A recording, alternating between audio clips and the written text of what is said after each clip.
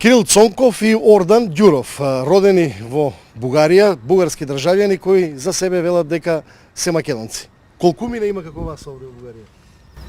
България може да има над 2 милиона македонци, ама които просто не им се дава тази възможност да се наричат македонци, защото държавната власт е яко застъпила от 1964 година.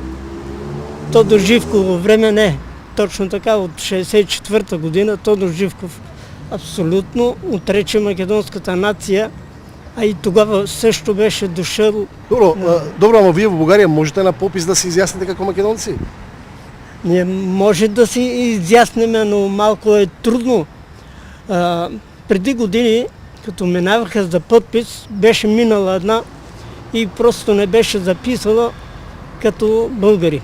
Аз ga извиках обратно да дойде и да оправиме работа. Тя също дойде, върна се и тя почна да протестира. Нема македонци, нема.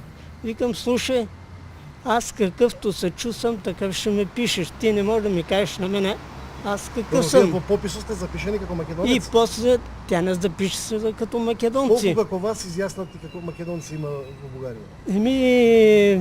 Тогава некъде около 10 000 македонци се изясниха тогава, тази година, но те фактически после при брояването некои ги ликвидират, защото некои път правят подписите с молив, а не с химикал. Ордан, како живеете? Вие сте цел живот поминати во Бугарија. Како се живее овде во Бугарија и како вие ја перцепирате македонско-бугарските односи? Много лошо се живее. С това отношение българско към македонците. Зошто? Защото песните ни дават да...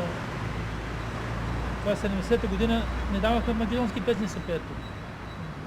В нашия край. Добро, сега секаде се пеят македонски песни у София, било къде. Едно, тогава не. Защото тогава били български песни, а що ги забраняваха тогава? Защото били македонски. И на сватби на такива работи не разрешаваха песни. Много бехме разочаровани тогава. Добро, сега може да ги слушате секаде, македонските песни в Бугарија. Сега и те ги пят вече. Много променени, тук всеки се опитва да... Добро, што е тогаш проблемот денеска меѓу Македонија и Бугарија? Сега за песните сега нема проблем. За песните... А на времето от 64-та до 70-та година аз са ми са взели над 200 плочи. Над 200 плочи са ми взели. Полицията немата дома, идват, взимат и... А денеска што е проблемот? Што е проблемот меѓу Македонија и Бугарија денеска? Еве, например, вие се соочувате ли денеска во Бугарија со проблем, ако на улица кажете дека сте македонци, дека се чувствувате како македонци? Ви прави ли некој проблем овде? Државата ве шиканира ли? Между обикновените хора нема разлика. Аз, например, работех като багерист и в големо предприятие. Там на мене името не ми знаеха като Киро, нали? Вика, той е македонец. Така се обръщаха с македонци. Докато държавните институции са против македонската нация. Обикновените хора не са. И што е проблемот со регистрацијата на овие линии? Че нема македонци. Те това го отричат. Те драпат същата, викат с ръце и ногти. Ето, когато събирахме подписи за регистрацията, аз бех събрал тук в София около 50 подписа. И всичките ги беха викали в полицията. И мен са ме викали жената, децата. И што ве прашуваат во полиција? Те ти задават въпроси. Какъв се чувстваш? Казваш македонец. Аз така.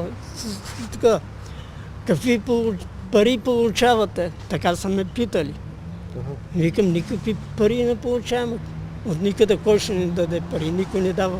Добро, како вие ги сваќате идните македонско-бугарски односи?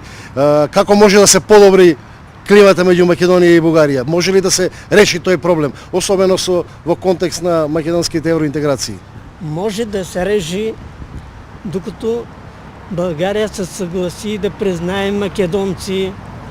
Нека македонците си признаят там в Македония българите и тогава всичко може да е наред.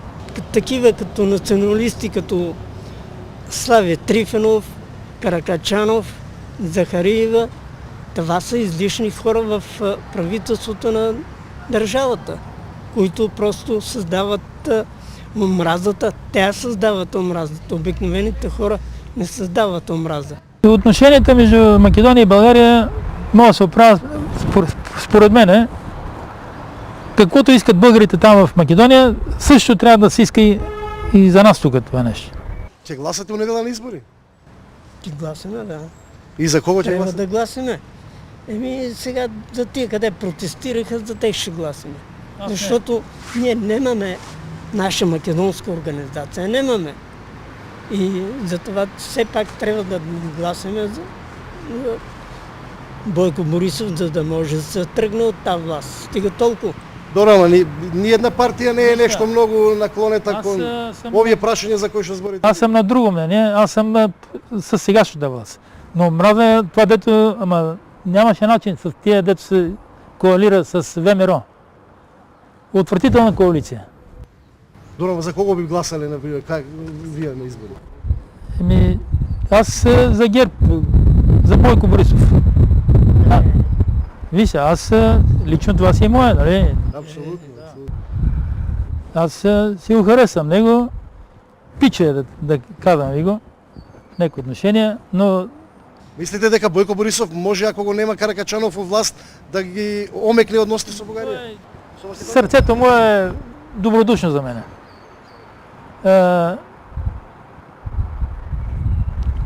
Ако няма тия националистически партии, които го притискат, това е факт, няма какво да говорим.